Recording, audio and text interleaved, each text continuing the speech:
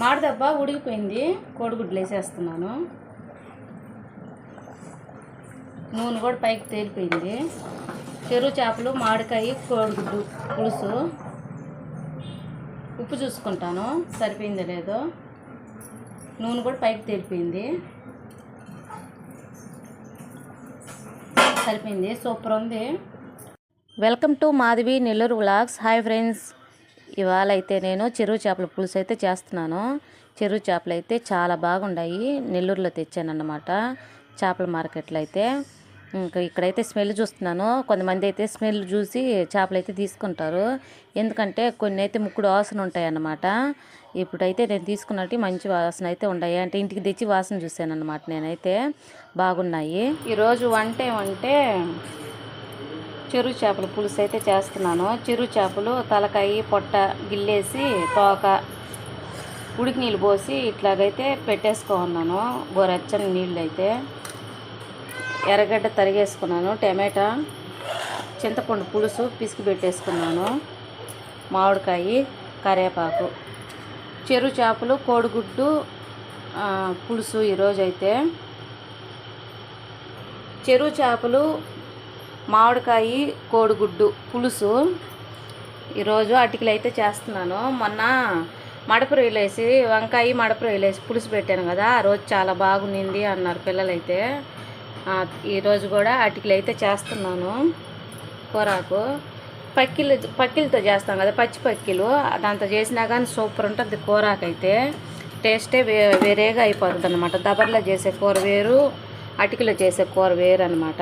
చాలా బాగుంటుంది. ఇప్పుడు చెరువు చేపల పులుసు అయితే చేస్తున్నాను. నూనె వేసుకున్నాను. స్టవ్ అంటేసి అటికైతే పెట్టుకొని నూనె అయితే వేసుకున్నాను. ఆవాలు వేసుకుంటున్నాను.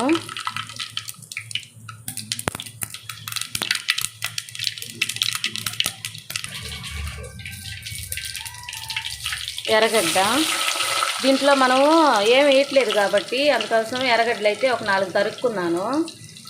మామిడికాయ కాబట్టి, ఉట్టి మామిడికాయ, చెరువు చేపలు, కోడిగుడ్డే కాబట్టి ఏం వేయట్లేదు. అందుకోసం ఎర్రగడ్డ అయితే ఎక్కువ తరుక్కున్నాను. టమాటా ఒక చిన్నకాయలు ఒక 2 అయితే తరుక్కున్నాను.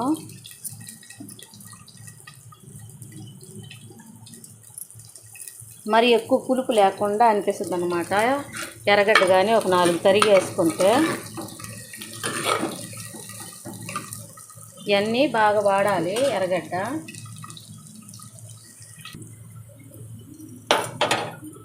ఎర్రగడ్డ ఏగిపోయింది. కరివేపాకు వేసేస్తున్నాను.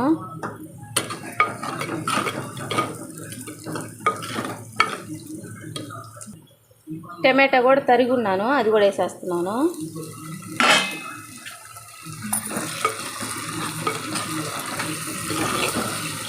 టమాటా ఒక 5 నిమిషాలు వాడనిద్దాము.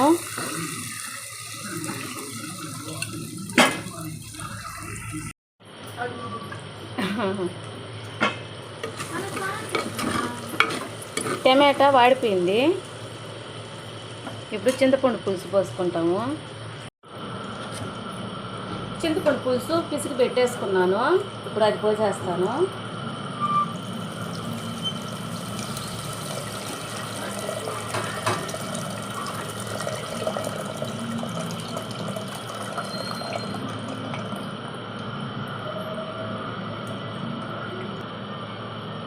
తర్వాత పసుపు 1/2 స్పూన్ వేసుకున్నాను.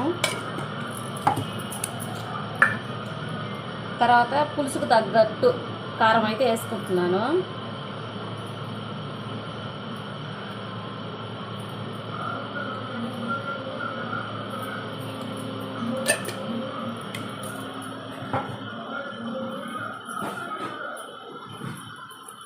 ఇప్పుడు వేస్తాము. ఈ పొడి ఏంటంటే ధనియాలు, ఆవాలు, మెంతులు, జీలకర్ర నూనె లేకుండా వేయించుకొని మిక్సీ పట్టి పెట్టుకున్నాను. ఇప్పుడు ఇది 1 స్పూన్ వేసుకుంటాను. కూరకు చాలా బాగుంటుంది. మనం ఎండు చేపలు వేస్తాం కదా, టేస్ట్ అయితే చాలా బాగుంటుంది. ఈ పొడి ఆడిచ్చి ముందుగానే అయితే పెట్టేసుకున్నాను. ఇప్పుడు 1 స్పూన్ అయితే దీంట్లో వేసుకుంటాం పులుసులో. ఇదండి 1 స్పూన్ అయితే వేసుకున్నాను. తర్వాత చెరువు చేపలు ఉన్నాయి కదా, ఈ శుభ్రంగా కడిగి పెట్టేసుకున్నాను ఉడికి నీళ్ళల్లో. ఒక 5 నిమిషాలు నానబెట్టుకుంటే ఎండిపోయి ఉంటాయి కాబట్టి టేస్ట్ అయితే మంచిగా అనిపిస్తుంది ఉడికినాక. నానబెట్టి శుభ్రంగా అయితే కడిగేసుకున్నాను చెరువు చేపలు. తగినంత ఉప్పు వేసుకుంటున్నాను. ఇదంతా ఒకసారి కలిపేసుకొని మూత పెట్టేసుకుంటాము.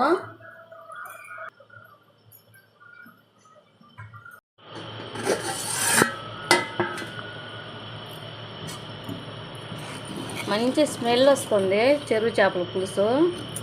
మంచిగా ఉంది వాసన అయితే. ఇంకా ఉడకాలి.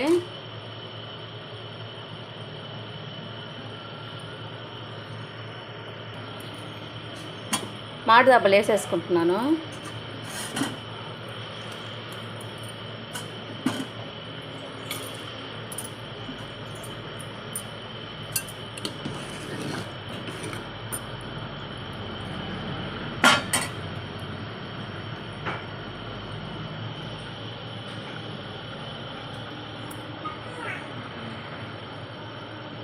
మూత పెట్టేసుకుంటున్నాను. మాడి దెబ్బలు వేసాం కదా, కూర అయితే ఉడకాలి. ఇంకా మూత పెట్టేసుకుంటున్నాను.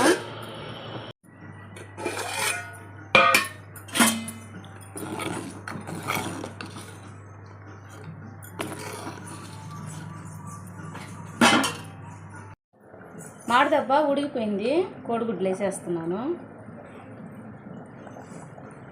నూనె కూడా పైకి తేలిపోయింది. చెరువు చేపలు, మామిడికాయ, కోడిగుడ్డు పులుసు. ఉప్పు చూసుకుంటాను సరిపోయిందో లేదో. నూనె కూడా పైకి తేలిపోయింది. సరిపోయింది. సూపర్ ఉంది. అటికిలో కాబట్టి ఇంకా టేస్ట్ ఎక్కువగా ఉంటుంది అన్నమాట. చిక్కబడి ఉంది కూర. ఇంకా ఈ అటికి ఇంకా చిక్కగా అయిపోద్ది అనమాట. ఆ వేడికి స్టవ్ అయితే ఆపేస్తున్నాను. ఈ మోస్తరుగా ఉంటే చాలు. ఈ అటికి వేడి మీద ఉంటుంది కాబట్టి ఇంకా చిక్కగా అయిపోద్ది. ఆపేస్తున్నాను స్టవ్ అయితే.